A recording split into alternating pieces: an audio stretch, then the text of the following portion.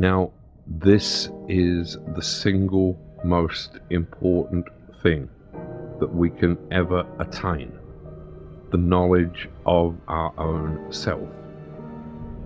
And yet there are a frightening amount of people who seem to have the urge not just to ignore the self, but actually seem to have the urge to obliterate themselves.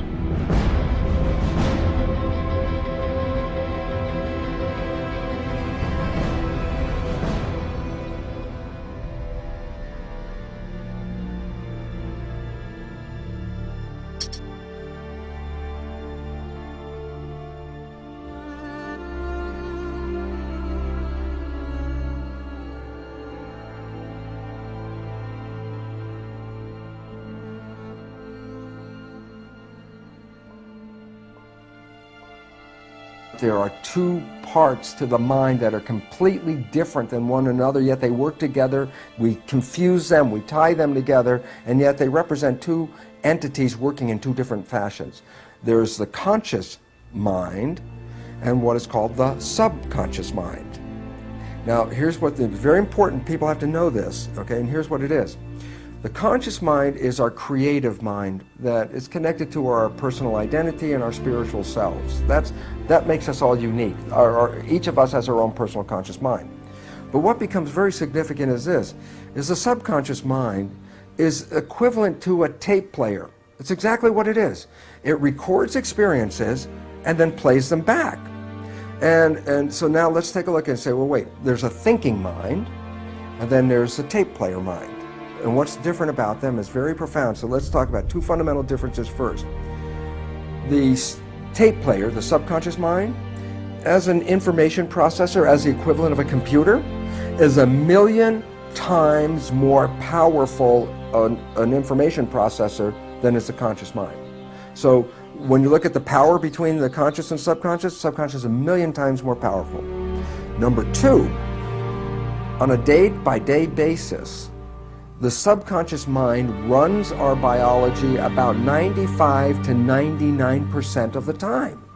So while you're having all these wonderful thoughts, that's not the conscious mind's not running the show, it's the subconscious mind. Then comes the issue is, well, the subconscious mind got programs in it. Yes, and the subconscious mind is not evil or good. The subconscious mind is a tape player. As much as you can say, okay, here's a tape player, it's good or bad. So the tape player's not good or bad. The programs can be good, and the programs can be bad. So blaming the subconscious mind as a negative thing that's the first mistake. It's a tape player. The programs that we got, that's the source of the problems that most of us face. And these programs could limit our abilities and take away our powers, which essentially they do.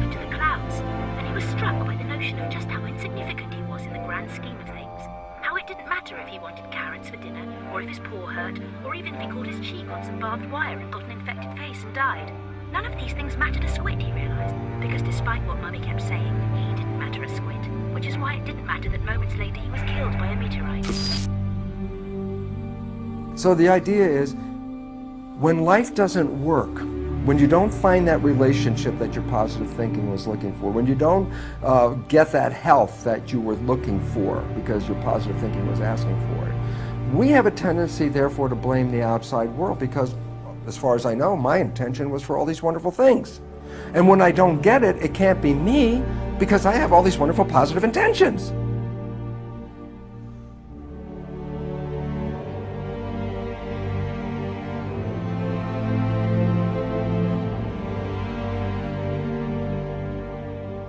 What we didn't see was, while we were having those positive intentions, using our conscious mind for those positive intentions, the subconscious was running the show. And we didn't see that we generally sabotage and destroy or limit our own lives with behaviors that are not supporting us. And why this is important is because then we all generally cop the attitude that there are forces outside of me that control my life, and I am a victim of this world, and I can't do anything about it as a victim. And as soon as you buy that, you are a victim. With our emotions, with our intentions, we can directly influence our environment, our space. Of course, this idea is absolutely new. That's why it has a lot of criticism still. It has a very important message for all of us, because we demonstrated that positive emotions, they have very strong influence. But the same and even more strong influence has negative emotions. But in one case, energy comes up, in another case comes down. So it means that if we are developing in ourselves ability to create love, to create positive emotions, we change space around ourselves.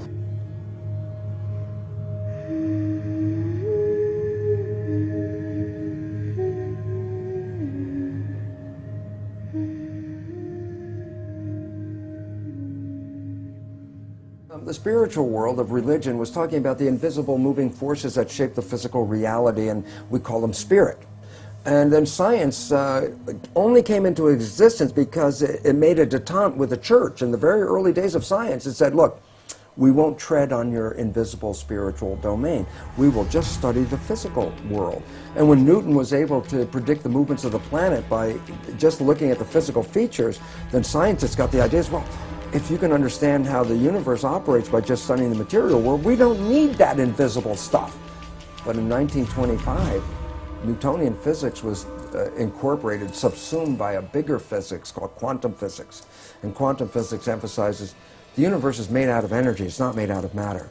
And then I say, well, what does the quantum physicists call this energy that the universe is made out of? And I say, well, they call it the field. I said, what's the definition of the field? I love this. Invisible moving forces that influence the physical world. I go, my goodness, that's the same definition as spiritual is used for spirit. And I go, yes, quantum physics, emphasizing the invisible field as primary to the physical world, is essentially reiterating the statement of the spiritual people who talked about the invisible forces shaping our physical existence. And so, by definition, science, the new science of quantum physics, is bringing us back into alignment with the spiritual reality.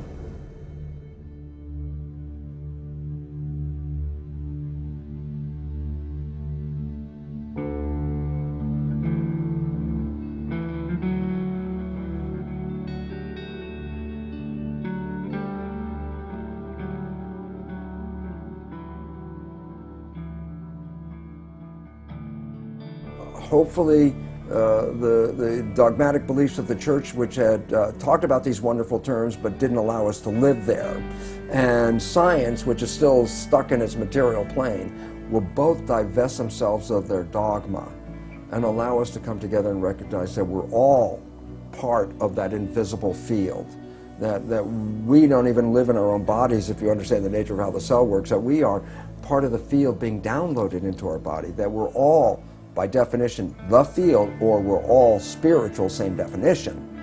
And if we recognize this, the unity of it, and that you cannot be taken out of the field, and you cannot be, in a sense, punished by the field, you are the field, then maybe the beliefs, those very restrictive beliefs from both science and from the dogmatic religion, will disappear, because the people owning their own spirituality, owning their own responsibility,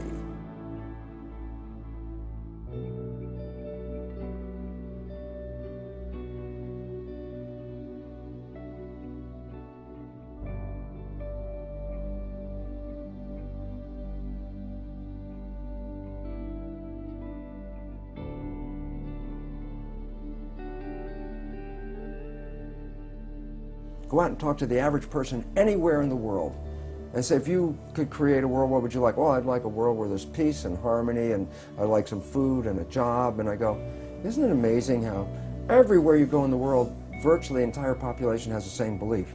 And I go, then how come we don't have any answers? Because the leadership isn't exercising that belief. So I trust the people to take over the leadership of this world, and that the structure that is actually in a state of collapse. When it collapses, this will be our opportunity to evolve. Evolution implies that creation is not complete. Hence, the possibility of evolving.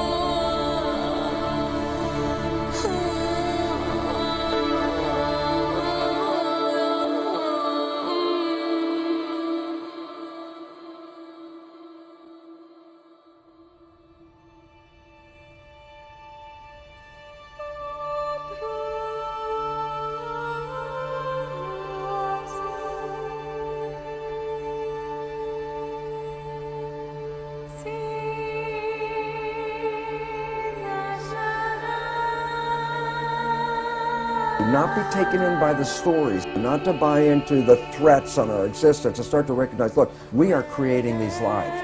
If you buy other people's creation, then you manifest what they're creating. If you want what you want, then you have to not get engaged. And the more conscious you become, the less you are affected by the outside fields. And so this rising consciousness that we're seeing is the evolution of humanity to rise above the noise of the background and recognize you're the creator, just like we talked about.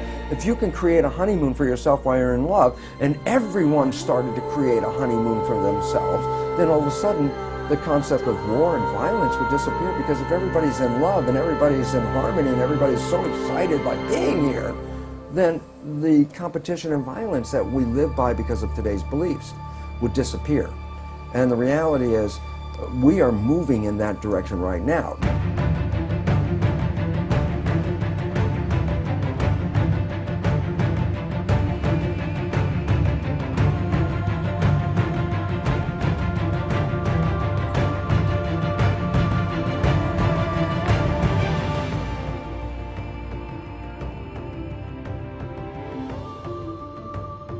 And I think we're really approaching that with 2012, and I think that is a very auspicious beginning, because it's not a mystical thing. It's really a change in the energy fields of the Earth, because the Earth is changing its position in relationship to the Milky Way. So basically, the energy that comes from all the stars and the sun especially influence who we are. When we change our positions in the relationship to the field, we change our response, because we evolved in the field of energy, and when the field of energy changes, so do we.